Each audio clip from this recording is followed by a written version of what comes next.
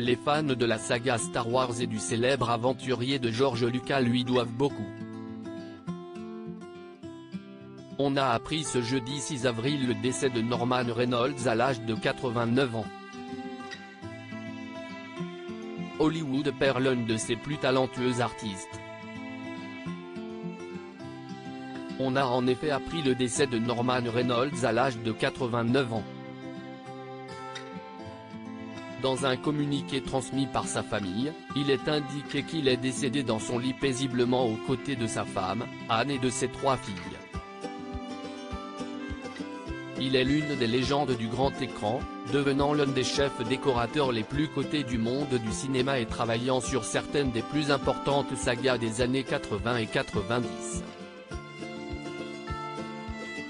Norman Reynolds a façonné Star Wars et Indiana Jones. La carrière de Norman Reynolds démarre en 1974 lorsqu'il vient en aide à Stanley Donen pour son adaptation du Petit Prince, le roman culte pour enfants d'Antoine de Saint-Exupéry.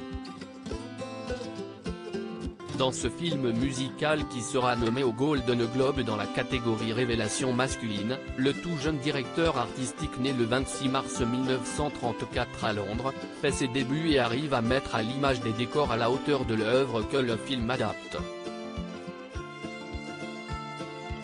Mais si est son travail sur Star Wars, un nouvel espoir, 4e opus de la franchise de George Lucas, qui va faire décoller sa carrière.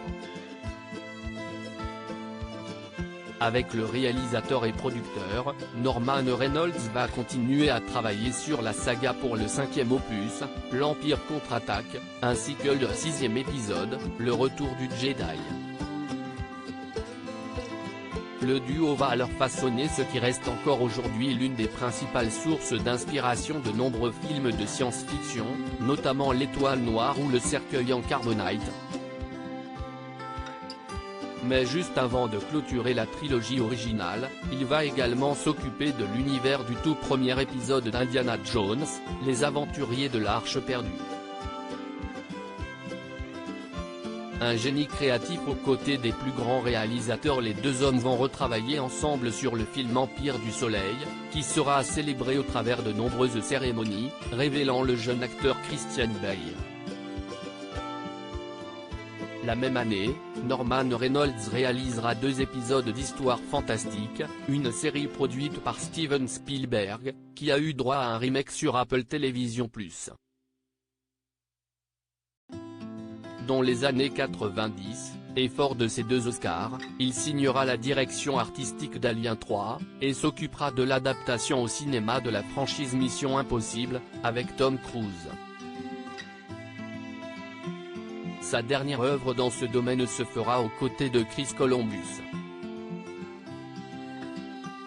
Quelques années avant que ce dernier ne s'occupe d'adapter les romans Harry Potter sur grand écran, il signe L'Homme bicentenaire, succès aux États-Unis, et doté d'un budget de 100 millions de dollars.